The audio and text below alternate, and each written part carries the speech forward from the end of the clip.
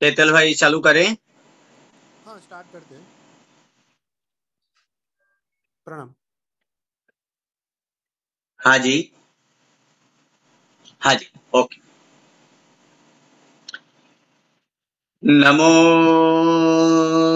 अरिहंतानम, नमो सिद्धानम, नमो ऐरियान, नमो वज्झायानम, नमो लोये सब्बसाहूनम, येषु परो सब्बपापप्रणशनो, मङ्गलाणं च सव्वेसिं पढमं हवै मङ्गलम्। मङ्गलं भगवान् वीरो, मङ्गलं स्थूलिभद्राद, मङ्गलं भगवान् वीरो, मङ्गलं गौतम प्रभु, मङ्गलं स्थूलिभद्राद्य, जैनधर्मस्तु मङ्गलम्। ओङ्कारबिन्दुसंयुक्तं नित्यं ध्यायन्ति योगिना, कामदं मोक्षदं चैव ओङ्काराय नमो नमः। अज्ञानतिमिरन्धानं ज्ञानाञ्जनशलाकया नेत्रम् उन्मीलितं येन तस्मै श्रीगुरवे नमः।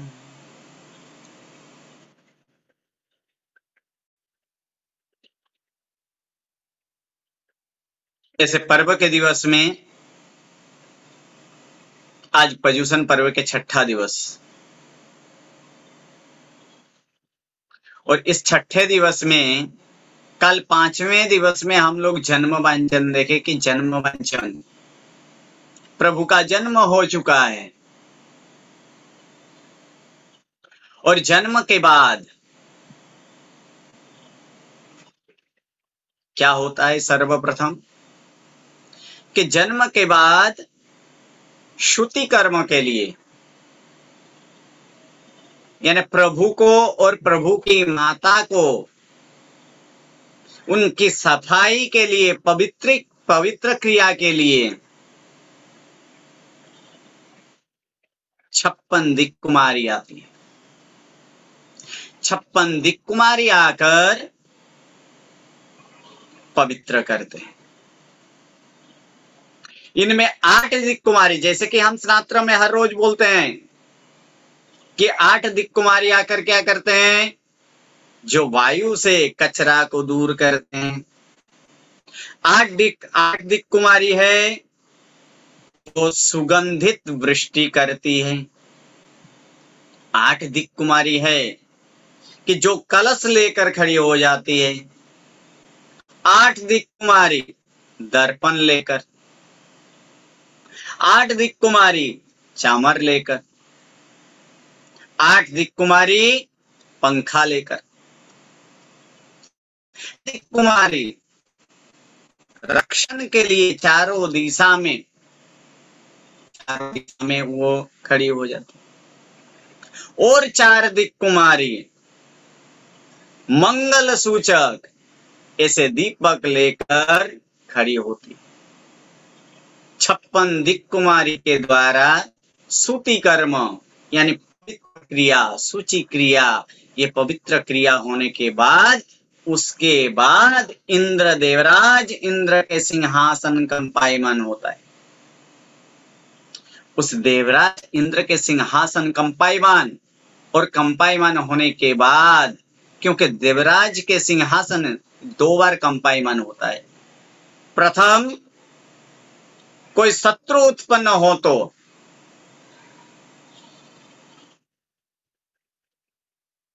सेकंड नंबर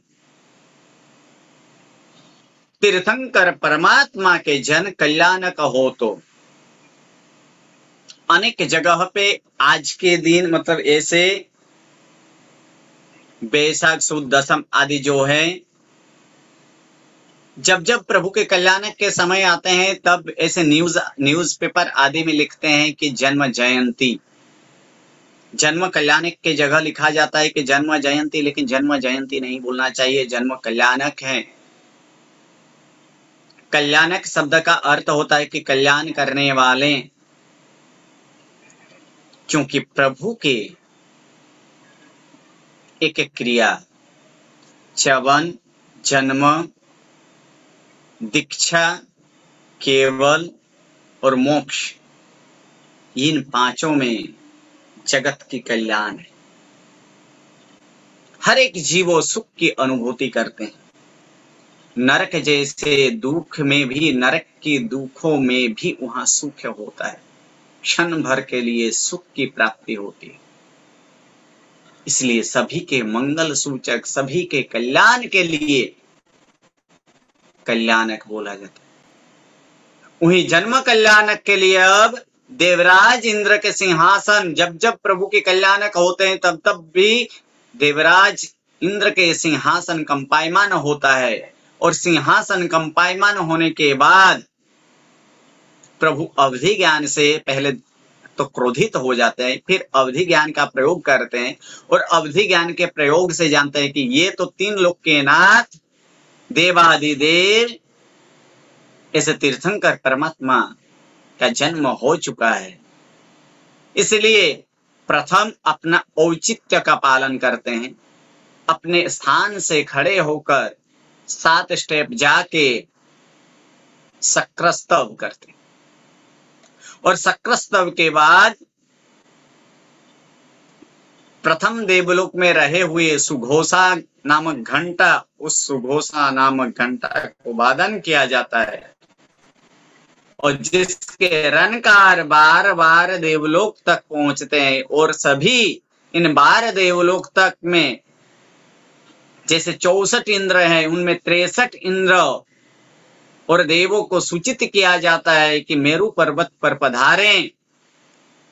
24वां तीर्थंकर श्री वर्धमान कुमार यानी 24वां तीर्थंकर अवतरित हो चुका है। उनका जन्म कल्याणक मनाना है।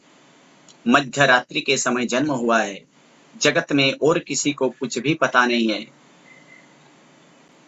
और देवराज के आदेश पाकर बाकी के सारे देवों, देव देवियां मेरु पर्वत की तरफ चलते हैं और वहां विमान जो है, विमान अपने अपने विमान में बैठकर नंदिर सर में अपने अपने विमान रखते हैं और वहां से मेरु पर्वत की ओर जाते हैं। और वहां से प्रभु यानी देवराज इंद्र सौधर्मेंद्र माता के पास आते हैं। माता के पास आकर प्रदक्षिणा देते हैं। प्रदक्षिणा देने के बाद प्रभु के समान ही एक प्रतिरूपक, प्रभु जैसे ही रूप वाले एक प्रभु का निर्माण कराते हैं, वहां पे रखते हैं और माता को अवसापिनी निद्रा देते हैं और वहां से प्रभु को ले जाते हैं। प्रभु को उठाएं और फिर शंका होते हैं कि माता जाग जाएं, इसलिए अन्य प्रतिरूपकता बनाएं। लेकिन प्रभु महान है, प्रभु उत्तम है, अतः प्रभु को ऐसे ले जाना नहीं चाहिए। शायद इन परमात्मा को कुछ दूषण के कारण कोई उनके अशुभ सोचने वाले अगर हो, उसके रक्षण में करो। और उस समय प्रभु महानता के कारण कि प्रभु महान है, इसलिए वहां पे 5 रूप धारण करते हैं। उस 5 रूप में दोनों तरफ चामर, पीछे छत्र और आगे जो है वज्र लेकर चलते हैं। ऐसे 5 रूप धारण कर मेरु पर्वत के ऊपर, मेरु पर्वत पे आते हैं। पांडुक वन में वहां मेरु पर्वत पर आकर प्रभु का अभिषेक करने के लिए तैयार होते हैं। बाकी देवों को आदेश देते हैं कि जाओ, पानी, औषधि आदि सब कुछ लेके आओ। सब पानी, औषधि आदि लेने के लिए जाते हैं। उस पानी, औषधि आदि लाने के बाद अब इंद्र की गोद में प्रभु है। तब इंद्र सोचते हैं कि कलश के आधार से ये प्रभु तो बहुत ही छोटे हैं, कैसे सहन कर पाएंगे इतने अभिषेक? इस शंका को दूर करने के लिए, क्योंकि प्रभु के पास भी 3 ज्ञान थे, अवधि ज्ञान वाले थे प्रभु, इस शंका को दूर करने के लिए वहां पे अंगूठा जो है, ये अंगूठा का स्पर्श मेरू पर्वत के ऊपर करते हैं, और जैसे मानो कि मेरू पर्वत हर्षोल्लासित हो जाते हैं और प्रभु का स्पर्श पाकर नाचने लगते हैं, उसी प्रकार वहां पे वो कंपन होता है, और कंपन होने से फिर एक बार क्रोधित होते हैं कि अरे ये इस शुभ प्रसंग में अशुभ घटना, किनकी हिम्मत है? फिर अवधि ज्ञान देखते हैं, फिर देखते हो ये कारनामा तो प्रभु का ही है, माफ करे प्रभु, आप तो अनंत शक्तिमान हो, आपके पास अनंत शक्ति है, मुझे इस तरह की शंका नहीं करनी चाहिए। और उसके बाद प्रभु के अभिषेक चालू होते। कितना अभिषेक हुआ? 1,60,00,000 1,60,00,000 कलश से अभिषेक करते हैं। फिर वहां से जन्मोत्सव मनाकर प्रभु को लेकर आते हैं माता के पास, माता को वहां सौंपते हैं। फिर अवशपिनी निद्रा जो दिए थे उसको संहरण करते हैं, प्रतिरूपक जो बनाए थे उनको संहरण करते हैं, और जाते समय वहां पे घोषणा करते हैं कि प्रभु के तरफ अशुभ देखने वाले तो दूर, अशुभ सोचने वाले अगर कोई होंगे तो उनका खैर नहीं है। ये घोषणा करने के बाद जाते हैं। इसे ये मध्य रात्रि में ही ये संपूर्ण कार्य पूर्ण होता है। तब तक पृथ्वी के कोई भी किसी को भी पता नहीं कि प्रभु अवतरित हो चुके। सर्वप्रथम वहां प्रियंवदा नामक एक दासी जो माता के पास आते और वहां देखते कि प्रभु का जन्म हो चुका है। इस खुशी में प्रियंवदा दासी दौड़ती है राजा के पास और राजा के पास जाकर शुभ समाचार देती है कि महाराज की जय हो, जय जयकार हो, महाराज की जय हो। माता त्रिशला ने पुत्र रत्न को जन्म दिया है। ये समाचार सुनकर सिद्धार्थ राजा के शरीर में जितने आभूषण थे, सिर्फ एक मुकुट छोड़कर सर्व आभूषण, सारे आभूषण प्रियंवदा को देती है। और प्रियंवदा वो भी उस आभूषण को लेकर नाचती गाती पूरा नगर जनों को वो बांटती आगे जाती। इसके बाद समाचार पाकर अपने जो वहां पे नौकर शब्द के यूज नहीं करते, उस समय कौटुंबिक जन, उस कौटुंबिक जन अर्थात उनके परिवार के सारे वो कुटुंब ही बोला जाता था। उस कौटुंबिक जनों को आदेश देते हैं कि सिंहासन सजाओ, नगर जनों को ऐसे नगर जनों में मिठाई आदि बांटो, कैदियों को मुक्त करो, आदि अनेक प्रकार के कार्य कि अमारी का प्रवर्तन कराओ। 10 दिन का इस तरह का 10 दिन का महोत्सव का वहां पे आगाज किया जाता है कि आज से 10 दिन तक प्रभु के जन्म हेतु, पुत्र जन्म हेतु ये महोत्सव, राज्य महोत्सव घोषित किया जाता है।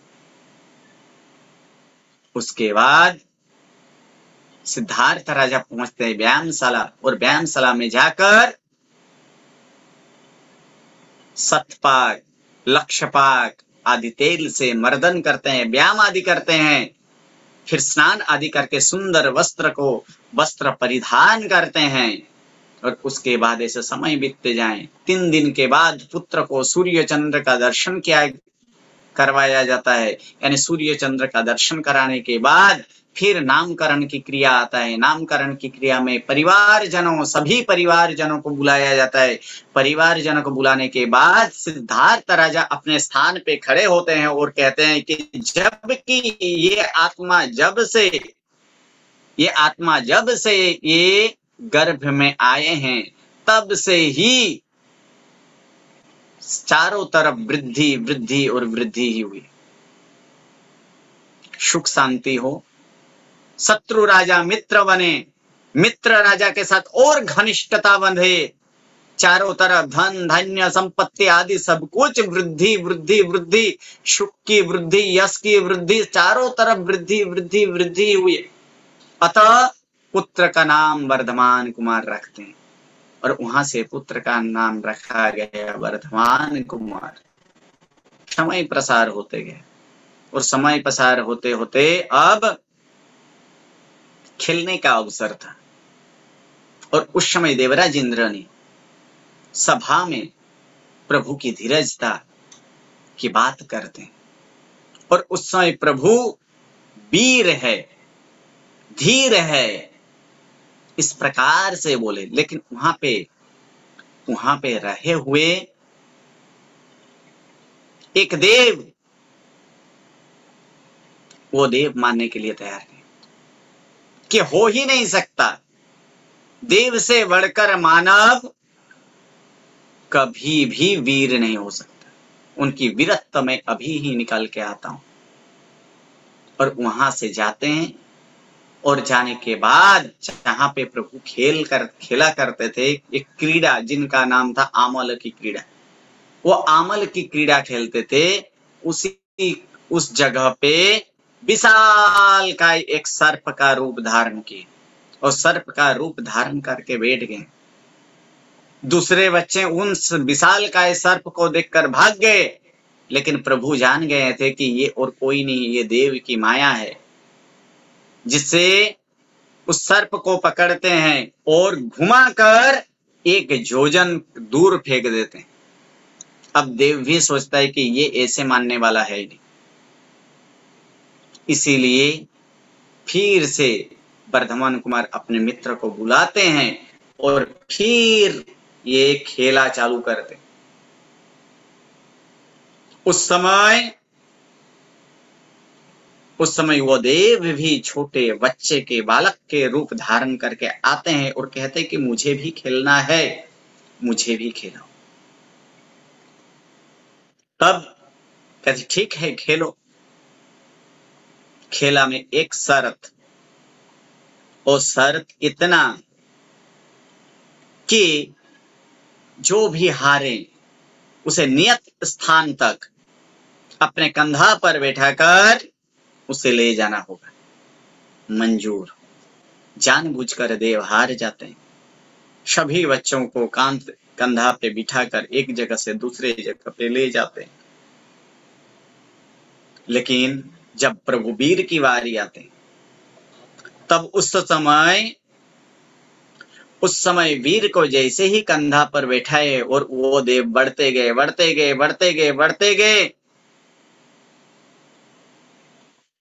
सात ताल वृक्ष जितना बढ़े। फिर देखे कि ये ऐसे नहीं मानेंगे, तब प्रभु ने मुट्ठी का प्रहार किया और मुट्ठी के प्रहार से देव मानो चींटी जैसे बन जाते हैं। फिर प्रभु को नीचे उतारते हैं और देव अपने रूप में आते हैं और कहते हैं कि इंद्र महाराजा ने आपको तो सिर्फ वीर की उपमा दी थी, आज मुझे लगता है कि आप वीर ही नहीं, आप तो महावीर हो। इस प्रसंग के बाद और थोड़े दिन के बाद माता पिता की इच्छा कि पुत्र अज्ञानता न रह जाए, पुत्र मूर्ख न रह जाए, इसलिए पुत्र को सिखाने के लिए ज्ञानशाला, पाठशाला आदि में उसे भेजना चाहिए।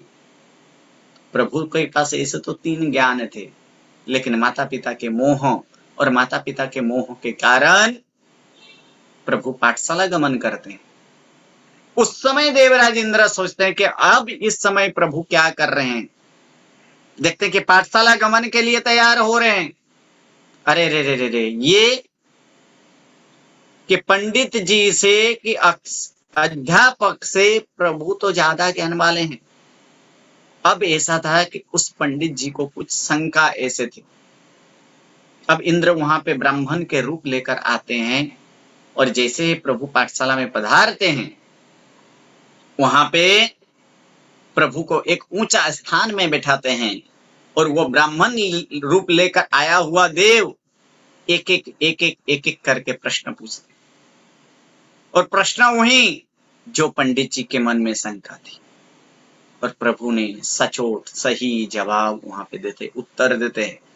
और तब वहां पे एक व्याकरण का निर्माण हुआ था जिनका नाम था जैनेन्द्र व्याकरण।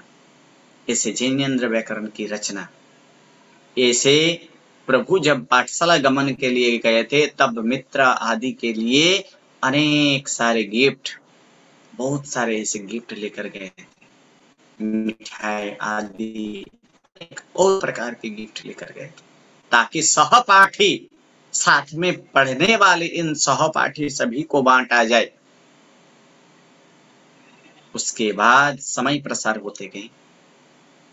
माता पिता का एक इच्छा तो ये भी है कि पुत्र कभी भी मूर्ख न रहे, पुत्र अज्ञानता नहीं रहे, और एक माता पिता की इच्छा खासकर माता को कि पुत्र तो है, अब पुत्र वधू भी चाहिए, यानी पुत्र वधू का भी मुख देखो। लेकिन प्रभु तो बैरागी, प्रभु के सामने कोई भी संसारी बात करने से हिचकते हैं, डरते हैं, तैयार ही नहीं होते हैं कि प्रभु के सामने ऐसे संसारी बात करें। यहां तक कि उनके मित्रों भी संसारी बात करने से प्रभु से डरते हैं। अब एक बार कुछ मित्र को बुलाकर सिद्धार्थ राजा और त्रिशला माता भेजते हैं प्रभु के कक्ष में, वर्धमान के कक्ष में, कि जाओ उससे मनाओ और शादी के लिए कुछ तैयार करो। जाते हैं ऊपर, लेकिन उन मित्र में से किसी का भी दम नहीं, किसी का भी हिम्मत नहीं कि प्रभु के सामने ऐसे संसारी बात करें। वो जाकर आगे इस तरह से बात करता है, एक कहता है कि देख, हम लोग अपने इच्छा से यहाँ पे तो नहीं आए हैं, अपने तेरे माता पिता ने हम लोग को भेजा है, आगे क्या बोलना है। दूसरे कहते हैं कि तू बोल। वो कहते देख, हम लोग तो आ गए, हमें एक सूचना दिया गया, हमें एक इस तरह का कार्य करने के लिए कहा गया कि देख वर्धमान कि हमारी इच्छा नहीं है लेकिन माता पिता की इच्छा है। अब दूसरा चुप हो जाता है, तीसरे को कहते हैं कि तू बोल। यानी संसारी बात करने से प्रभु के सामने डरते थे। आगे जाकर उसी समय उसी दिन योगानुयोग समरवीर राजा की पुत्री यशोदा, ये समरवीर राजा के साथ ही वहां पे पधारी है, और समरवीर राजा की पुत्री यानी यशोदा के रूप देखकर मोहित हो जाते हैं माता त्रिशला माता, और त्रिशला माता सोच लेते हैं, ठान लेते हैं कि इनका विवाह तो वर्धमान के साथ ही करानी। ये सोचकर ऊपर जाते हैं और माता ऊपर आते हैं, और वहां मित्र और वर्धमान कक्ष में थे। कुछ बात करे कि वहां वही तरत टक टक टक टक करके आगे आते हैं और कहते हैं कि हे पुत्र, हे वर्धमान, आज समरवीर राजा की पुत्री यशोदा आई है, जो अत्यंत सुंदर है, रूप वाले हैं, रूपवती है, गुणवती है, लावण्य युक्त है, और मेरी इच्छा है कि तेरी विवाह इस समरवीर राजा की पुत्री यशोदा से हो। प्रभु कुछ सोचे, ऐसे मौन रहे, लेकिन माना जाता है ना कि मौन में सम्मति मान लिया जाता है। प्रभु मौन थे, अर्थात प्रभु की सम्मति है। ये सोचकर ठीक है, तुझे पसंद है ना। प्रभु तो मौन, कुछ बोले, कुछ सोचे कि प्रभु ऐसे सोचते रहे कि अरे रे ये क्या, माता पिता की आज्ञा, माता पिता की आज्ञा को एक बार गर्भ में ही मैं स्थिर रहा था ताकि माता को दुख न हो। उससे उस समय माता की इतना विलाप जो मुझे पहले देखी नहीं थी। आज तो मैं उनके साक्षात हूँ, इनके सामने हूँ, अगर यहाँ पे ना बोलूं तो माता पिता को दुख होगा। और उस समय एक प्राण, एक अभिग्रह लिया गया था कि माता पिता को कभी भी मैं दुखी नहीं करूंगा, और माता पिता रहते हुए मैं कभी भी दीक्षा का ग्रहण नहीं करूंगा। ये सोचते रहे कि क्या करूं, अब क्या जवाब दूं। उस समय मौन थे, और मौन में सम्मति पाकर ठीक है, चल तुझे मंजूर है ना, बहुत अच्छा, और वहां से निकल जाते। वहां से निकल जाती है, उस समय फिर प्रभु संसार के बंधन में बंधाए जाते हैं। संसार फिर एक बार कारागृह के स्वरूप में बन जाते हैं। उसके बाद शादी यशोदा के साथ शादी, कुछ वर्षों के बाद सांसारिक क्रिया, और सांसारिक क्रिया के बाद फिर प्रभु के एक पुत्री अर्थात प्रियदर्शना नामक पुत्री भी होती है। ऐसे समय प्रसार होते गए। अब काल कभी भी रुकते नहीं। काल पुरुष ने बाण उठाए और चलाए बाण और माता पिता को लागे, अर्थात माता पिता का मृत्यु। और माता पिता मृत्यु के बाद कुछ दिन बाद प्रभु नंदीवर्धन के पास जाते हैं, बड़ा भाई नंदीवर्धन के पास, कहते कि अब मेरा अभिग्रह पूर्ण हुआ है, अतः मुझे अब आज्ञा दे। ये आज्ञा दीक्षा के लिए आज्ञा दे। तब नंदीवर्धन कहते कि भाई अभी अभी माता पिता का वियोग हुआ है, और इस माता पिता के वियोग के ये घाव जो है, वो घाव अभी तक पूरा नहीं, अभी तक भरा नहीं है, और तू माता पिता के वियोग के बाद भाई का भी वियोग कराना चाहता है? नहीं भाई, अभी नहीं। तुझे चाहिए तो तू ये राज सिंहासन ले ले, ये राजगादी ले ले, लेकिन तू अभी जाने की बात नहीं कर। समझाते हैं कि मैं पहले से ही इस संसार क्रिया से मैं विरक्त हूं, मैं वैराग्य हूं, ये कुछ भी मुझे नहीं चाहिए। मेरे तो एक ही ध्येय कि आत्मा की उद्धार करूं, अतः मुझे जाने दे। बहुत समझाने के बाद कहते कि अभी नहीं, इतना तो मान रख कि 2 साल तू रुक जा। ठीक है, बड़े भाई पिता नहीं है, पिता समान होते हैं, तो पिता समान होने के नाते ये मान्यता यानी ये मैं स्वीकार करता हूं। 2 वर्ष तक प्रभु तो रहे, लेकिन किस प्रकार? जैसे कीचड़ में कमल, कीचड़ से कमल जैसे अलग होते हैं, संसार में रहते हुए भी सांसारिक कोई क्रिया से विरुद्ध, यानी सांसारिक क्रिया से वह विरक्त, जैसे संसार में साधु समान, सभी उसी प्रकार के आचरण आदि के साथ 1 वर्ष पूर्ण होने के बाद फिर से जाते हैं और कहते कि 1 वर्ष पूर्ण हो चुका है, अब 1 साल तक संवत्सरिक दान देना है, अतः मुझे आज्ञा प्रदान करे। तब कहते हैं कि अभी नहीं भाई, इस प्रकार से नहीं, तू नहीं जा, तू यहीं रह जा। क्या तू भूल गया है भातृ प्रेम? तू भूल गया है? याद कर तू भरत और राम को, कैसे भाई भाई में कैसे स्नेह, कैसे संबंध आदि थे, और तू मुझे छोड़कर जाना चाहता है? ऐसे मत जा। अगर तुझे चाहिए तो ये तू राजगादी ले ले। क्या कुछ कम मिला है? यहां तक तुझे राजगादी चाहिए, ले ले तुझे राजगादी। मैं राजगादी के लिए तैयार नहीं हूं, तुम ले लो, लेकिन भाई ये संसार छोड़ने की बात नहीं कर। ये कहते हुए लेकिन प्रभु मानने वाले नहीं थे, क्योंकि आत्मा के कल्याण के लिए जिद करना हो तो वो जिद करने के लिए छूटे नहीं मानते। तब नंदीवर्धन मूर्छित होता है। कुछ देर बाद मूर्छा टूटने के बाद फिर विलाप करते हुए उठते, और प्रभु फिर कहते हैं कि भाई देखो, अब मुझे जाने दो, अब मेरा समय हो चुका है, मुझे जाने दो अब। फिर विलाप करते हुए फिर मूर्छित, फिर जागते हैं, फिर विलाप, फिर मूर्छित।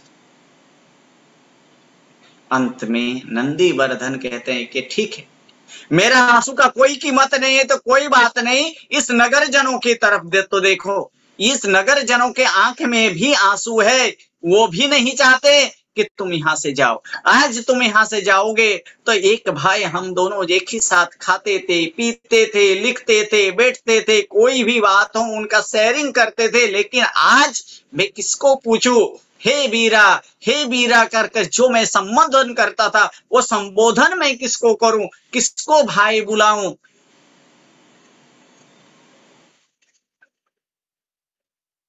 हे वीर, तू नहीं जा, तू नहीं जा, ऐसे बोलकर फिर मूर्छित होते हैं। नगर जन, वहां पे रहे हुए नगर जन, मंत्री आदि जितने सारे नगर जन आए थे, सभी कहते कि रे रे रे रे ये कठोर हृदय वाले ये दीक्षा लेंगे? ऐसे दीक्षार्थी होते हैं, ऐसे दीक्षार्थी जो कठोर हृदय वाले हैं। अपने भाई के अश्रुधारा बारंबार ये अश्रुधारा बहता है, फिर भी अपना हृदय पिघलता नहीं है। जैसे लगता है कि इसके हृदय में मनसिल नामक ऐसे पत्थर जो कभी भी वो भींजता ही नहीं है। हे भाई, हे बर्दवान, अब तो सोचो, अपने भाई के तो आंख में आंसू तो देखो, हमारे नगर जनों के आंसू तो देखो। लेकिन प्रभु तस्य मस्मि, प्रभु कहते कि ये मोह, ये माया कब तक? हे मनुष्य, ये मोह माया कब तक?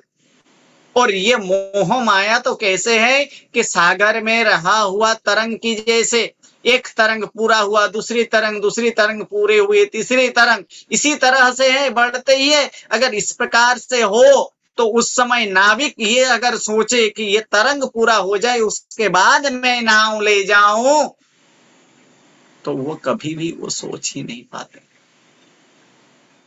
वो कभी एक पार से दूसरे पार वो नाविक नहीं ले जा सकते। लेकिन इस तृष्णा रूपी तरंग को तोड़ने के लिए संयम रूपी नाव में बैठना ही पड़ेगा। मनुष्य, इसके सिवाय कोई उद्धार नहीं है। फिर मूर्छित होकर जागते हैं।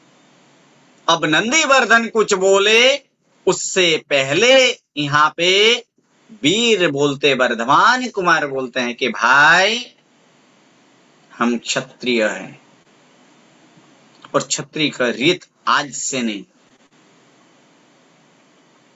रघुकुल रीत सदा चली आई, प्राण जाए बचन न जाए। ये रघुकुल की रीत से, रघुकुल से ये रीत चली, ये क्षत्रियों की एक रीत है कि दिया गया वचन से कभी पीछे हटते नहीं है। आप भूल गए 1 साल पहले की बात? आप 2 साल के लिए, आप 2 साल के लिए मुझे रोके थे। आज 2 साल जो है उनमें से 1 साल बीत चुका है। मानो कि ये बात सुनकर उनके गाल में तमाचा लगा इस तरह से, क्या रे क्या मोह को मारा तमाचा इस बात से कि हाँ सही बात है, हम क्षत्रिय है और क्षत्रिय कभी भी वचन से पीछे हटते नहीं है। तब कहते हैं ठीक है भाई जाओ। लेकिन आज ये अश्रु धारा है ना, ये दोनों आंखों की अश्रु 2 तरह की है, एक खुशी की है, एक वियोग की है। चाह दीक्षा लेनी है, दीक्षा के आज्ञा पाने के बाद जो कठोरता वर्धमान कुमार में थे वो सरलता में परिवर्तित हो जाते हैं। और जैसे छोटे बच्चे पैर पकड़कर रोते हैं, उसी प्रकार नंदीवर्धन का पैर पकड़कर अब रोने लगा। कारण अब आत्मा उद्धार के लिए अब बाधक नहीं, वो शत्रु नहीं है, अब ये मित्र के समान ही है। अतः अब आत्मा को साधित करने के लिए, आत्मा को साधने के लिए वो तैयार हो जाते हैं। और उस समय ये साधक आत्मा कैसे होते हैं? सभी गुरुजन अपने बड़ील जनों को, गुरुजनों को विनय आदि करते हैं, विनय में कभी पीछे नहीं पड़ते। तो ऐसे बिनय भाले बन जाते, बिनय बान बन जाते और आगे पहुंचते हैं। उसके बाद दीक्षा के समय ऐसे प्रभु दीक्षा के दिन 1 वर्ष तक संवत्सरिक दान दिए। कितने? 388 करोड़, 388 करोड़ ऐसे सोना सुवर्ण का, 388 करोड़ ऐसे सुवर्ण का दान देते हैं। और सुवर्ण दान देने के बाद वहां पे 1 वर्ष के बाद जैसे इंद्र के बनाया हुआ पालकी और प्रभु ऐसे नंदी वर्धन के द्वारा बनाया गया पालकी जो 50 धनुष लंबी, 25 धनुष चौड़ी और 36 धनुष ऊंची, इस पालकी में बैठकर प्रभु भी चलते हैं दीक्षा के लिए, संसार त्याग के लिए, राजमहल को त्याग किए। और उनके बरघोड़ा में ऐसे उस समय स्त्रियों के 3 प्रमुख चीज होती है, एक काजल, एक क्लेश और तीसरा बाजा यानी म्यूजिक। ये तीन अत्यंत उनके प्रिय है। अब ये बरघोड़ा की आवाज सुनकर अपने स्त्रियां सुध बुध सब कुछ भूल जाती है। अपने पुत्र के बजाय कोई बिल्ली को उठाती है। जहां पैर में लगाने वाले आलता वह मुख में लगाते हैं। अलग अलग आभूषण अलंकार आदि कुछ सुध बुध नहीं, क्योंकि वर्धमान कुमार के बरघोड़ा का दर्शन करना है। ये सब दर्शन करने के लिए जाते हैं और वहां से पालकी आगे चलते हुए नगर को क्रॉस करते हुए आगे चलते हुए ज्ञातखंड नामक वन में प्रवेश करते हैं और वहां अशोक वृक्ष के नीचे पहुंचते हैं। और पालकी रुकने के बाद अपना रहा हुआ अलंकार आभूषण आदि संपूर्ण त्याग करते हैं और संपूर्ण त्याग करने के बाद श्वेत वस्त्र को धारण करते हैं। और उस समय नगर जनों की तो विलाप चालू ही रहता है। फिर पंचमुष्ठिलोच उत्तरा फाल्गुनी नक्षत्र के साथ प्रभु को उस दिन छठ था। छठ के तप से तपित उत्तरा फाल्गुनी नक्षत्र के साथ चंद्र के योग में प्रभु ने देवदुष्य को धारण किया। और उस दिन मागसर वद दशम के दिन, उस दिन प्रभु दीक्षा ग्रहण करते हैं। और अंतिम बार ये नंदी वर्धन हाथ जोड़कर अब विनंती करते हैं वहां पे सूरज दादा से कि हे सूरज दादा, अब प्रभु विहार करेंगे, वर्धमान विहार करे, तापना नहीं। वो जहां जहां पे विहार करे, तापना तो बिल्कुल नहीं, उसके ऊपर छाया करना। और वर्धमान से कहते हैं हे वर्धमान, आज पुण्य अधूरा है, साथ में नहीं आ सका, लेकिन फिर से एक बार यहां पधार कर इस प्रकार से बोध करना कि मेरा मोह ये जंजाल सब टूट जाए और तू जिस रास्ता से गए हैं उसी मार्ग में मैं भी चलूं, ऐसे बोध देना। और उस प्रकार उसके बाद प्रभु जंगल की ओर चले। ऐसे चले, जब तक प्रभु को दिखाई दिया तब तक नंदी वर्धन प्रभु को दिखते रहे। लेकिन प्रभु तो गए जंगल की ओर, मंगल की कामना के लिए। यहाँ पे 6ठा व्याख्यान पूर्ण होता है। आगे 7वां व्याख्यान जो है, यानी 5वां व्याख्यान यहाँ पे पूर्ण होता है। 6ठा व्याख्यान अब जंगल में क्या करते हैं। नमो वरियंतानम नमो सिद्धानम नमो हरियनम उज्जैनम नमो लोये सब्बसाहुं नमेश भंजनम करसपवपना सर्वमंगलानां चतुर्दशं ब्रह्मणे मंगलम। उसके बाद 12.5 वर्ष तक घोर तपस्या, घोर उपसर्ग के सहन करते हैं। तपस्या और उपसर्ग के सहन के बाद प्रभु केवली बनते हैं और उसके बाद ही देशना देते हैं, उसके पहले देशना नहीं। अब 12.5 वर्ष तक प्रभु के शरीर में ऐसे तो गोशीर्ष आदि अनेक प्रकार के सुगंधित ऐसे द्रव्य का विलेपन किया गया था।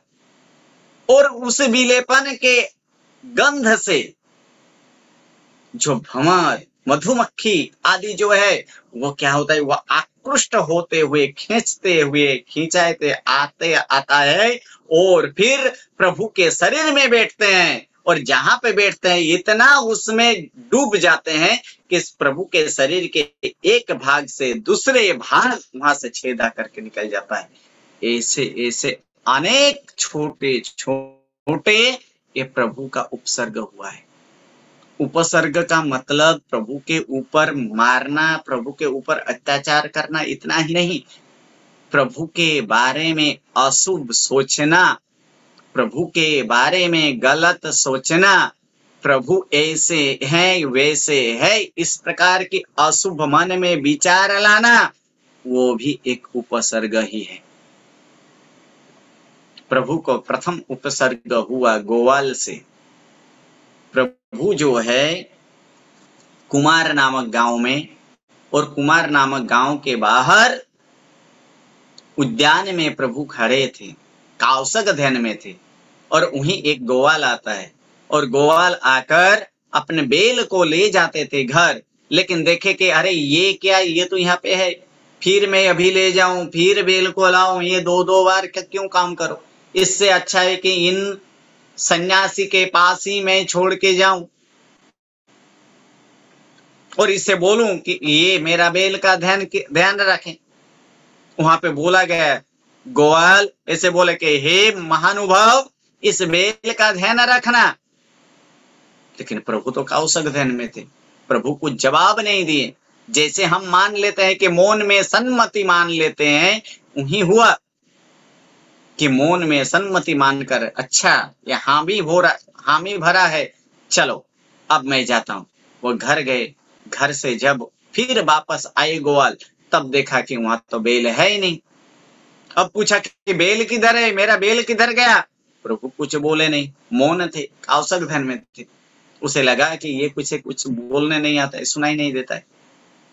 अब ढूंढते ढूंढते ढूंढते ढूंढते शाम हो गए। शाम के समय फिर जब वहीं पे आए, तब वहीं पे बेल मिला। अब उनको लगा कि ये और कोई नहीं, ये सन्यासी नहीं, ये साधु नहीं, ये संत नहीं है, ये तो एक ढोंगी है जो मेरे बेल चुराने के लिए इस प्रकार के, पहले जब मैं बोला था वो बेल कहीं छुपा दिया था, अब मैं यहां से गया यानी फिर से बेल यहां ला दिया। ये कोई ढोंगी है, ये चुराने के है, इसको सबक सिखाना है। तब प्रभु को मारने के लिए जो रस्सी है वो रस्सी निकाला और मारने के लिए उठाया। लेकिन उसी समय क्या होता है कि उसी समय इंद्र महाराज वहां आते हैं और उनको रोकते हैं। अब प्रभु के बारे में ऐसे अशुभ सोचा, यानी प्रथम उपसर्ग इस गोवाल के द्वारा, ग्वाल के द्वारा ये प्रथम उपसर्ग। ऐसे अनेक उपसर्ग हुए, छोटे छोटे छोटे छोटे, ऐसे तो अनेक उपसर्ग हुए थे। ऐसे कुछ उपसर्ग, क्योंकि समय कम है इसलिए कुछ उपसर्ग जो है, कुछ उपसर्ग को ही आज देखेंगे। इस प्रकार वहां से निकलते हुए प्रभु गंगा के किनारे से जाते थे, और उस गंगा के किनारे से जाते हुए रेती में प्रभु के पैर में 1008 के लक्षण होते हैं। वो जैसे ही वो पैर आगे पाड़ते गए तो उसके पद चिन्ह में कितना 1008 लक्षण है। ये देखकर वहां एक सामुद्रिक शास्त्र, जो ऐसे शास्त्र को जानने वाले कि कौन क्या है, इस तरह से लक्षण से जानने वाले, तो वहां पे सामुद्रिक शास्त्र यानी पुष्य नामक वो सामुद्रिक शास्त्र, वो देखते हैं कि ये कोई राजा महाराजा के ये चिन्ह है, चलो इसके पीछे जाऊं ताकि मुझे धन धान्य आदि मिले।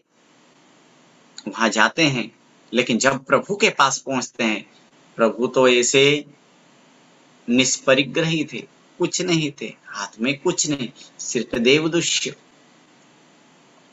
अब क्या हुआ कि वहां जो है ये देखकर अपना ग्रंथ को फाड़कर गंगा नदी में पधराने के लिए जाते थे, तब वहां पे फिर रोका गया सिद्धार्थ नामक देव द्वारा, और फिर उसे अनेक धन धान्य आदि दिया। यहाँ पे सोचना कि प्रभु के बारे में ये तो भिखारी है, इस प्रकार के अशुभ सोचना, ये भी एक उपसर्ग हुआ। उसके बाद उपसर्ग आता है शूलपाणी यक्ष का। जो अस्तिग्राम में हुआ। उस अस्तिग्राम में ये शूलपाणी यक्ष यानी कौन?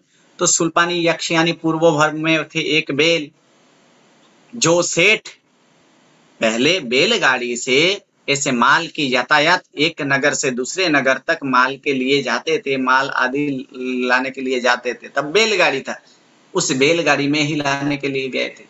लेकिन हुआ ये कि किसी कारणवश एक बैल बीमार पड़ गए और बीमार के कारण वो आगे चल नहीं सके। लेकिन वहां के जो गांव वाले हैं, अस्तिक गांव, पहले उसका नाम अस्तिक गांव नहीं था, अस्तिक गांव हुआ क्योंकि उस गांव के चारों तरफ हड्डी हड्डी हड्डी हड्डी ही दिखाई देता था, इसीलिए उस गांव का नाम पड़ा अस्तिक गांव। अब हुआ ऐसे कि उस गांव से कुछ एक आदमी को चुनकर इस बैल की देखभाल के लिए धन आदि तो दिए, साथ में उससे चारा आदि खिलाने के लिए भी उसे धन आदि दिया गया, लेकिन गांव वाले बैल की सेवा नहीं की, बैल को ऐसे रहने दिया और जो रुपया था, धन संपत्ति था, वो खुद खा गए, खुद ले लिए और वहां से बैल मरकर यक्ष बनते, ये शूलपाणी यक्ष। और उसके बाद उस गांव को तहस नहस कर दिए थे, इसीलिए, और उसका तहस नहस करने के बाद उन्हीं के हड्डी ये चारों तरफ से बिछाए दिए थे, इसीलिए हड्डी वाले गांव संस्कृत में अस्थि बोला जाता है, हड्डी को अस्थि, और उसी के कारण नाम हुआ अस्तिक गांव। और अस्तिक गांव में ये शूलपाणी नामक यक्ष, फिर उसे प्रसन्न किया गया, बोला कि एक मंदिर बनाओ, हर रोज मेरी पूजा करो, तब भी मैं शांत होऊंगा। और हर रोज उसे पूजा करने के लिए एक मंदिर बनाया गया था और उसी मंदिर में प्रभु आज पधारे। शाम के समय होता था और ये सूचन किया गया था कि शाम होते ही इस मंदिर को सब कोई त्याग देना। और हुआ यही, शाम के समय छप गए। अंतिम समय में मंदिर जैसे कड़ी लगाकर बाहर आते थे, देखे कि एक महात्मा अर्थात वीर प्रभु वहां पे थे। वीर प्रभु से विनंती किए कि प्रभु अब शाम हो चुका है कि अब चले यहाँ से, क्योंकि यहाँ एक यक्ष रहता है, वो यक्ष हर रात को यहाँ पे आता है, लेकिन जो कोई भी रात को यहाँ पे रुकता है वो दूसरे दिन का सूरज नहीं देख पाते, इसलिए चले यहाँ से। लेकिन प्रभु तो ऐसे थे कि जहां दुख ज्यादा मिले वहीं पे मुझे रहना है, क्यों कि कर्म का क्षय कराना है। प्रभु वहीं पे काउसक ध्यान में रहें। आगे बढ़ते हैं, शाम के समय गया, रात हुआ और अट्टहासी के साथ, विशाल काय अट्टहासी, और अट्टहासी के साथ वो यक्ष पहुंचता है। करे रे ये क्या मानव, और ये अट्टहासी, इसे डर नहीं लगा। उसके बाद एक के बाद घोर उपसर्ग करने लगे और उपसर्ग से जब थक गया, फिर वहां से इंद्र आते हैं और इंद्र आने के बाद देव जो है, देव उसे समझाते कि अरे रे रे रे, तू किसको ये उपसर्ग, किसके ऊपर ये अत्याचार कर रहा है। ये देवराज इंद्र को भी पूजक है, यानी देवराज इंद्र भी इसे पूजते हैं। अगर देवराज इंद्र को पता चला तो तुम्हें इस देवलोक से निष्कासित कर देंगे। तब वहां माफी मांगते हैं, लेकिन इस उपसर्ग का कारण प्रभु को प्रमाद आए, थोड़ा समय के लिए नींद आए, और ये अंतिम समय में वो गाने लगे थे, नाचने लगे थे, और जो देखने के लिए नगरजन कि कल जो वो साधु था आज वो जीवित है कि मृत्यु को प्राप्त हुए हैं, वो देखने के लिए सभी उसी सुबह के टाइम में आए। तो वहां पे ऐसे देखा जाता है कि ये तो गुणगान कर रहे हैं, प्रभु की गुणगान और नृत्य भक्ति करते हैं। और उस यक्ष द्वारा जो भी ऐसे उपसर्ग किया गया था, उससे प्रभु को थोड़ा बहुत नींद आ गया था, अल्प समय के लिए, 2 घड़ी के लिए, अंतर मुहूर्त के लिए। और अंतर मुहूर्त के कारण वहां प्रभु 10 सपना देखते हैं। उस 10 सपना में इस प्रकार से है, ताल पिशाच को दमन करते हुए, जिनका उत्पल नामक वहां पे एक ज्योतिषी, उत्पल नामक ज्योतिषी इस प्रकार से कहते हैं कि इसका मतलब है कि प्रभु आप मोहनीय कर्मों को नाश करेंगे, दूसरा सपनों में देखे सेवित शुक्ल पक्षी, यानी शुक्ल पक्षी प्रभु की सेवा करते हैं, अर्थात आप शुक्ल ध्यान में आरूढ़ होंगे। तीसरे में देखे थे कोयल पक्षी, यानी प्रभु आप द्वादश अंगी की रचना करेंगे। उसके बाद देखे थे सेवित गो समूह, जिसका मतलब है चतुर्विध संघ आपकी सेवा में हाजिर होंगे, या तो चतुर्विध संघ के आप स्थापित करेंगे। पांचवा सपना में देखे थे कि महासागर तर जाते हैं, अपने हाथ से भुजा से महासागर तर गए, अर्थात आप इस भव सागर को तरने वाले हैं, यानी भव सागर को अंत करने वाले हैं। उदित सूर्य, जो कि आप केवल ज्ञान को प्राप्त करेंगे। उसके बाद सातवां में देखते हैं अंतरा वीणा के मनुष्योत्तर पर्वत को लिपट जाना, इसका अर्थ है कि तीनों लोकों में आप कीर्तिमान होंगे। उसके बाद देखते हैं कि मेरु पर्वत पर आरोहण होते हैं, यानी मेरु पर्वत पर चढ़ जाते हैं, इसका अर्थ यह है कि समूह शरण बैठकर आप देशना देंगे। नौवां सपनों में देखते हैं देवों द्वारा सेवित पद्मों सरोवर, जिसका अर्थ है कि चार निकाय के वो आपके सेवा में हाजिर होंगे। और लेकिन 10वां सपना उत्पल कहते हैं कि हे प्रभु, आप जो 10वां सपनों में जो पुष्प की 2 मालाएं देखे थे, उसका अर्थ की कृपया करके बताएं, वो मुझे कुछ पता नहीं चला। तब वहां पे बोलते हैं कि 10वां सपना जो पुष्प की माला 2 माला देखे थे, इसका अर्थ है कि 2 प्रकार के धर्म की स्थापना करेंगे, 2 प्रकार के धर्म की प्ररूपणा करेंगे। कौन कौन से? एक श्रावक धर्म अर्थात एक गृहस्थ धर्म, और एक साधु धर्म अर्थात सर्ववीरति और देशवीरति, ऐसे 2 धर्म की प्रभावना करेंगे।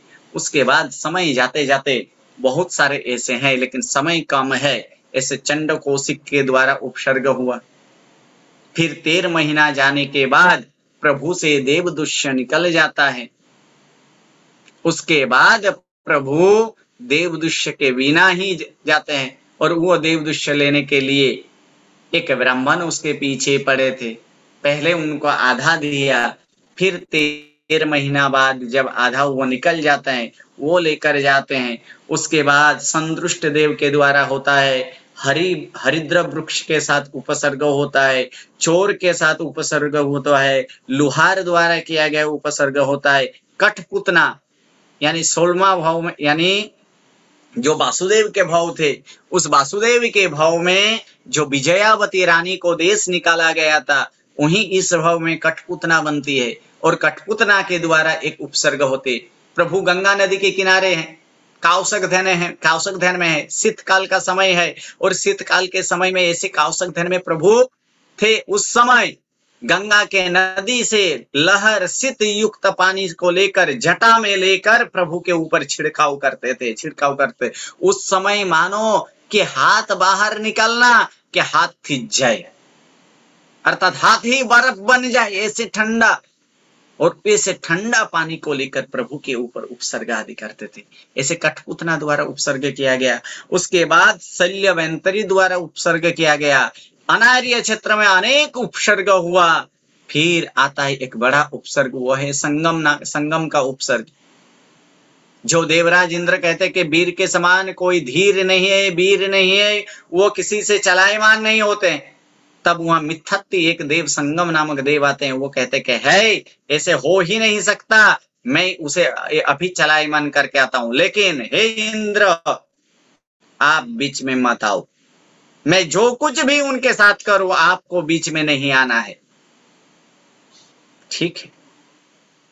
जाओ। जाते हैं। जाने के बाद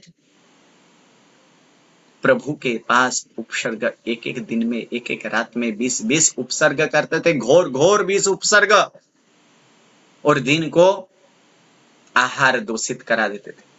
इस प्रकार से 6-6 महीने तक, तब भी प्रभु विचलित नहीं हुए।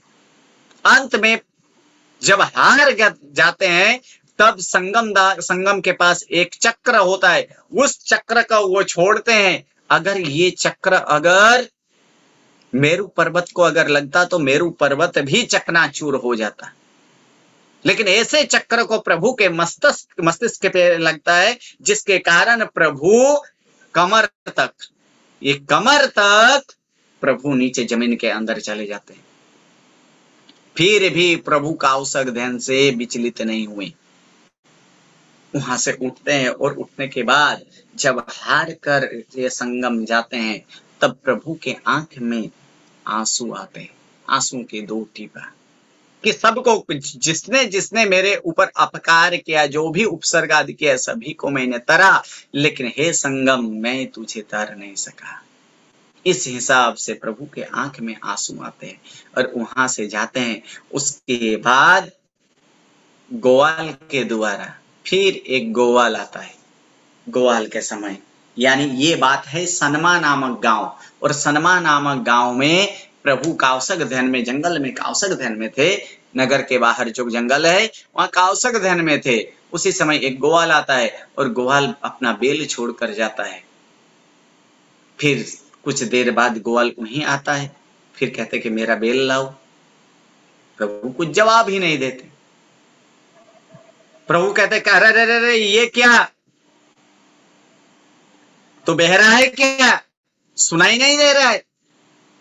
अच्छा ठीक है, सुनाई नहीं दे रहे ना, अभी तेरा मैं कान ठीक करता हूं।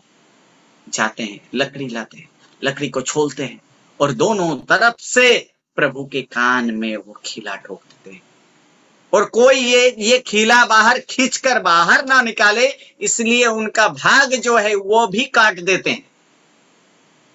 ऐसे ग्वाल द्वारा उपसर्ग हुआ। उसके बाद और एक उपसर्ग आता है, जो कि उसके बाद अपापापुरी नगर तरफ गए। अपापापुरी नगर में प्रभु वहां पे सिद्धार्थ बनिक के घर में जाते हैं। सिद्धार्थ बनिक प्रभु के मुखमंडल में कुछ ग्लानि भाव देखते हैं। उस ग्लानि भाव को देखकर कहते कुछ ना कुछ तो इसमें है। बहुत लक्ष्य कर आगे पीछे घूम कर देखे, कह रहे प्रभु के दोनों कान में खीला ठोका हुआ। वहां से खर वैद्य को बुलाता है। खर वैद्य को बुलाने के बाद तेल आदि लगाने के बाद दोनों तरफ से वो लाकड़ी जो है वो खीला जो खींचा जाता है, तब प्रभु की इतना उपसर्ग सहे, प्रभु कभी भी चिस नहीं निकाले। लेकिन यहाँ प्रभु के चिस निकल जाते हैं, और मानो ऐसे आवाज से कि पत्थर भी 2 टुकड़ा हो जाए, पत्थर का भी भेद हो जाए, इस प्रकार से वो चीज निकलता है। उसके बाद तेल औषधि आदि लेने के बाद सिर्फ ये उपसर्ग के ही सहन नहीं किए 12.5 वर्ष में, 12.5 वर्ष में अनेक तप भी की।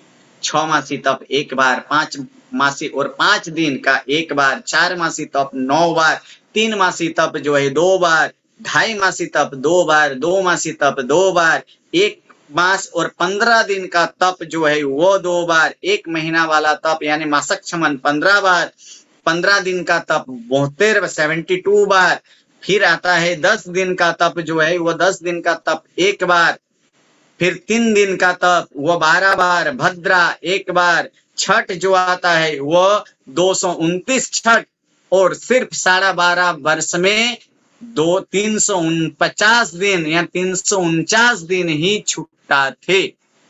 और छुट्टा में भी कैसे, नौकरसी नहीं, 349 दिन भी एकासना से छुट्टा थे, कोई उपास नहीं था, एकासना थे। ऐसे घोर तप और उपसर्गों को सहन करते हुए प्रभु का कर्म धीरे धीरे धीरे धीरे क्षय होते गया। अब प्रभु वहां से रिजुवालिका नदी के तरफ प्रयाण किए, और रिजुवालिका नदी के सामने जुम्भिक गांव में, ये रिजुवालिका नदी के किनारे जो साल वृक्ष है, और साल वृक्ष के नीचे गोदधि का आसन में बैठते हैं, और गोदधि का आसन में बैठकर वहीं पे ध्यान पे लगा रहता है। और उस दिन बैसाख सुद दशम का दिन था, और वहीं प्रभु को केवल ज्ञान की प्रकट होती है, केवल ज्ञान वहां प्रकट होते हैं।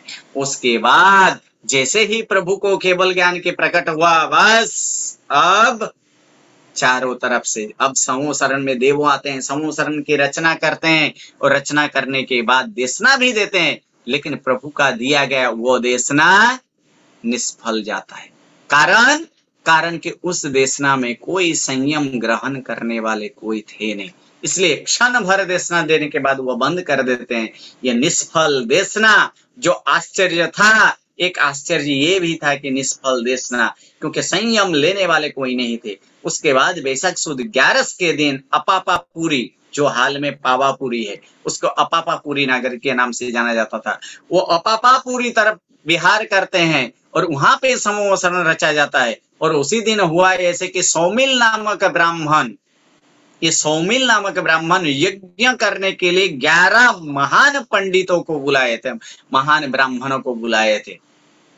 उस 11 पंडितों में एक इंद्रभूति, अग्निभूति, वायुभूति, व्यक्त, सुधारमा, मंडित, मौर्यपुत्र, अकंपित, अचल भ्राता, मेतार्य, प्रभास, ऐसे 11 पंडित जिनका वेद पाठ मुख में हो, ऐसे पंडित को बुलाए थे। अब वहां पे सौमिल ऐसे ब्राह्मण के द्वारा यज्ञ करते थे। यज्ञ कराते कराते कराते ऐसे इंद्रभूति जो थे वो अभिमानी थे, अहंकारी थे, गौतम गोत्र के थे। अब जैसे ही वह उस प्रकार से ये यज्ञ करते गए, यज्ञ कराते गए, और तब देखा कि देवों के विमान भी आ रहे हैं। तब सौमिल को बोलते हैं कि हे सौमिल, देख आकाश की तरफ कि मैं देव विमान को भी खींच के ला सकता हूं, ये शक्ति मेरे यज्ञ में है। लेकिन अफसोस की बात यह है कि देव विमान वहां रुका नहीं, उससे आगे निकल चला। ये देखकर सोचा कि अरे रे रे रे, ये क्या, किस छल, किस कपटी का ये काम है कि देवों को भी छल लिया है। तब वहां से पता चला कि वर्धमान स्वामी जैनों की 24वां तीर्थंकर है, केवल ज्ञानी है, और ऐसे उनके देशना के लिए समोसरण की रचना हुई है, और उसी समोसरण रचना के लिए वो सब गए हैं। अब आगे जाते हैं, अब जाकर सोचते हैं कि ये क्या करे अब। अच्छा, उसको मैं हरा के आता हूं। वहां पे चोटी बांधा और फिर उसे हराने के लिए गए। लेकिन समोसरण को देखकर ही पता चल गया कि अरे रे रे, ये कोई और नहीं है, ये तो महादेव नहीं हो ही नहीं सकता, क्योंकि उनके सांप से उसका हार अलंकार आदि सांप है, वो नहीं हो सकता। विष्णु जो हमेशा लक्ष्मी के साथ रहती है, वो भी नहीं हो सकता। तो क्या ब्रह्मा है? तो ब्रह्मा भी नहीं है, क्योंकि ब्रह्मा के 4 मुख है, चतुरानन है, इसके तो एक ही कुछ दिखाई नहीं दे। जैसे ही गौतम यानी इंद्रभूति समोसरण में पैर रखे, प्रभु बोले कि आए गौतम, पधारो। तब इंद्रभूति कहते कि रे रे रे, ये क्या, मेरा नाम भी जानता है? फिर सोचता है क्यों नहीं जानेगा। जैसे सूर्य को सब कोई पहचानता है, सूर्य को, लेकिन क्या सूर्य सभी को पहचानता है? नहीं पहचानता है। इसलिए मैं ही तो ज्ञानी हूं, मैं ही तो त्रिकालज्ञ हूं, मैं भी तो सब जानता हूं, इसलिए मुझे सब कोई जानता है। शायद मैं किसी को पहचानूं कि ना पहचानूं। फिर आगे पहुंचते हैं। आगे पहुंचने के बाद फिर से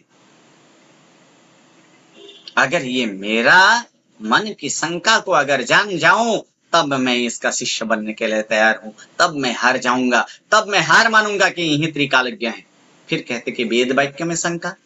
ऐसे 11 से 11 पंडितों को एक एक शंका थी। उसमें आत्मा को शंका, ऐसे इंद्रभूति को, उसी प्रकार अग्निभूति को, कर्म पे शंका, एक एक करके 11 पंडितों की शंका थी। उस शंका को दूर करते हैं और सब कोई शिष्य के साथ प्रभु के पास दीक्षा लेते हैं। और उसी दिन उन 11 वो गंधर्व बनते हैं। और वो एक दिन का अभिमानी, आज उनका नाम विनयी के स्वरूप में आता है। कैसे विनयीवान होते, वो विनयी, ऐसे विनयी बन जाते हैं। उसके बाद एक एक समय प्रसार होते गया। जितने को ऐसे गौतम ने जितने को दीक्षा दिया, सभी का मोक्ष होता था। ऐसे 50 से 50,000 को उसने उसका मोक्ष हुआ है। लेकिन अब एक बार सोचता है कि प्रभु को मैं पूछ लूं कि मैं अंतिम शरीर हूं कि नहीं, मेरा मोक्ष इस भाव में है कि नहीं। वो जाते हैं, पूछते हैं कि मेरा अंतिम शरीर, मैं क्या इस भाव में मोक्ष जाऊंगा? तब प्रभु कहते हैं कि जो अष्टपद पर्वत की यात्रा करे, एक रात्रि की रोकान वहां पे करे, उनका मोक्ष निश्चित है। उनका मोक्ष निश्चित होता है इसी भाव में, और वहीं निकल पड़ते हैं यात्रा के लिए। यात्रा करते हैं, रात को वहां रहते हैं, चैत्य बंधन के एक निर्माण होता है, जगत चिंतामणि स्तोत्र की रचना होती है, और फिर वहां से लौटते समय जो 1500 तापस देखे थे, कह रहे एक दिन वो जाके आ भी गए, इससे प्रभावशाली और कोई नहीं है, अतः इसके साथ अतः इसका ही शिष्य बनना है, और 15 से 1500 तापस उनके शिष्य बन जाते हैं, और शिष्य बनने के बाद ऐसे पारना कराएंगे। किससे? पारना के लिए गए, वहां से खीर लाए, और खीर लाकर अब ब्राह्मण ऐसे तापस जो दीक्षित बने थे 1500, कि हम लोग 1500 हैं और खीर सिर्फ एक इतना पात्र में, इससे क्या होगा? लेकिन गौतम अपना अंगूठा डालकर वो खीर पिरोसते गए, लेकिन खीर कभी भी खूटा नहीं, कारण कि ये अनंत लब्धि के निधान थे। अनंत लब्धि के निधान के कारण, ऐसे अनंत लब्धि के निधान नहीं बोला जाता है, ये अनंत लब्धि के निधान थे। आराम से पेट भरकर 1500 तापस का पारना करवाएं, और फिर रास्ता में ये शुरू हुआ कि हमें आपके गुरु कैसे हैं, वीर प्रभु कैसा है। कुछ प्रभु का नाम स्वरूप सुनते ही उनमें किन्हीं को केवल ज्ञान हुआ। कोई ऐसे समोसरण, दूर से समोसरण देखे तब कोई किसी को कुछ को केवल ज्ञान हो जाता है, और जब समोसरण में पहुंचते हैं तब प्रभु को देखते हैं, वहां प्रभु को केवल ज्ञान, यानी बाकी सारे को केवल ज्ञान, यानी 1500 को केवल ज्ञान। अब वहां पे जाकर जैसे प्रभु को वंदन करते हैं, और गौतम कहते हैं कि हे प्रभु, ये 1500 तापस, ये 1500 आपके परिवार में शामिल होते हैं। लेकिन वो 1500 फिर जाते हैं कहाँ पे? केवली परिषदा में बैठने, और केवली परिषदा में बैठते तब गौतम कहते कि रे रे वहां नहीं, ये परिषदा आपका काम नहीं, वो तो केवली क्या है। तब वीर प्रभु कहते हैं कि ये सारी के सारे केवली है गौतम, इनको इनका स्थान वहीं पे है। और उसके बाद और आगे समय बढ़ते हैं और बहुत सारे घटना है। अब अंतिम चरण पे और जाता हूं। उसके बाद प्रभु का अब जब समय, अंतिम समय आया, और उस समय प्रभु ने देववोधि शर्मा को प्रतिबोध के लिए गौतम को भेजा, और अंतिम समय में 16 प्रहर तक, अर्थात 2 डे नाइट लगातार 48 आवर लगातार वाचना चालू किए, लगातार वाचना। और उसके बाद आसोवद अमास के दिन प्रभु मोक्ष में सिधारते हैं। जब वहां से रिटर्न गौतम आते हैं तब पूछते कि ये विमान क्यों? देव को ही पूछ लेता हूं। देव को पूछते क्या हुआ? कि अंतिम तीर्थंकर वीर प्रभु का मोक्ष, यानी मोक्ष हो चुका है, और उसी के मोक्ष कल्याणक के लिए हम सब यहाँ एकत्रित हुए हैं। तब वहां विलाप करते हैं, ऐसे विलाप जैसे छोटे बच्चे रोते हैं। फिर समझ जाते हैं कि इस जगत में कोई किसी का नहीं है, अकेले आए हो, अकेले जाना पड़ेगा। कोई गुरु, कोई शिष्य, कोई माता, कोई पिता, कुछ नहीं है, एक ही आप ही हो। बस उस समय ये जो विलाप किए, एक भाव में चढ़े, और भाव में चढ़ते केवल ज्ञान को भी प्राप्त कर ले। वहां पे गौतम का केवल ज्ञान, और उसी दिन एक प्रभु केवल ज्ञानी रूपी दीपा का विदय हुआ, और उसी के उपलक्ष्य में हम क्या करते हैं? दीवा जलाते हैं, और उसी दिन से चालू होता है दिवाली, और उसी दिन से दिवाली। उसके बाद हमारा पर्व जो है रक्षाबंधन नहीं है, लेकिन प्रभु के मोक्ष में जाने से वहां पे नंदीवर्धन को सांत्वना देने के लिए उनकी बहन उनके घर आती, नंदीवर्धन के घर आते 2 दिन बाद, और तब से चालू होता है कि भाई बीज, भातृद्वितीया जिसे बोला जाता है, भातृद्वितीया। और ये भातृद्वितीया ये हमारा पर्व है, रक्षाबंधन नहीं। और उसी दिन से ये से भातृद्वितीया किसके उपलक्ष्य में? भाई को सांत्वना देने के लिए। इस प्रकार से गौतम, उसके बाद गौतम स्वामी बहुत प्रभावना किए। आगे इस प्रकार से 24वां तीर्थंकर का यहाँ पूर्ण होता है। ये 6ठा व्याख्यान, 7वां व्याख्यान में आएगा 23 तीर्थंकर, यानी बाकी के 23 तीर्थंकर। और फिर पाठ परंपरा, ये कल 7वां व्याख्यान में हम लोग देखेंगे। जिनाज्ञा विरुद्ध कायपन बोला हो तो मिच्छामि दुक्कडम। प्रणाम गुरुजी, आपका प्रणाम। प्रणाम। हाँ जी, प्रणाम प्रणाम प्रणाम प्रणाम गुरुजी। गुरुजी प्रणाम। हाँ जी, प्रणाम। Nice lecture. प्रणाम गुरुजी। प्रणाम।